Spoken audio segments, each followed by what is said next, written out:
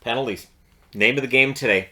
When you're down to the quarterfinals like this, you're really down to the best of the best. And teams that are able to cancel the other one's attacks, all that other fun stuff. So both games went to penalties. I saw the penalties of both. And it's always an emotional experience. I really enjoy the shots they have of the fans. As passionate as fans can be at events, it feels like at the World Cup, everything is on the line for these fans. That they are really just they need this in their lives. They need their country to move on. They need the win, right? So today we saw Croatia against Brazil, and if you're worried about results and spoilers, well, I'm sorry.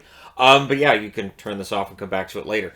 Croatia against Brazil. Brazil obviously heavily favored in that one, and creative, fun team in Brazil. But Croatia, hardworking, don't take them lightly, and Croatia wins it in penalties.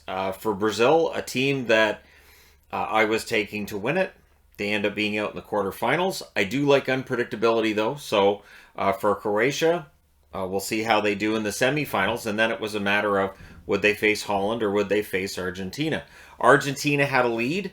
It looked like they were going to move on, and then there's the tie. Netherlands ties it, right? And we go to overtime. Overtime, there were chances. There were posts that were hit.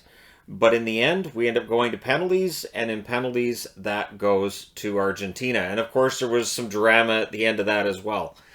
This World Cup has been a lot of fun, but if you're not a fan of penalties, this is not the tournament for you. Now, as I've mentioned in other videos too, while I disagree with using penalty shots in other sports in terms of using that as a tiebreaker, I do think in soccer / football, that's the way you have to go. You absolutely have to. There's no choice.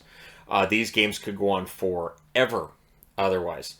So yeah, really entertaining games. I do feel bad for Netherlands / Holland / the Dutch. Is there a country that is known by as many different names? But anyways, I do feel bad for them because this is another World Cup. It's another disappointment. And I mean, did I expect it? Well, yeah, but did I want to be wrong? Also, yeah. It would have been nice to see them win. That being said, for Lionel Messi, his story continues. I've seen a lot of posts about how he is the greatest of all time. I can't argue that he's not the best right now.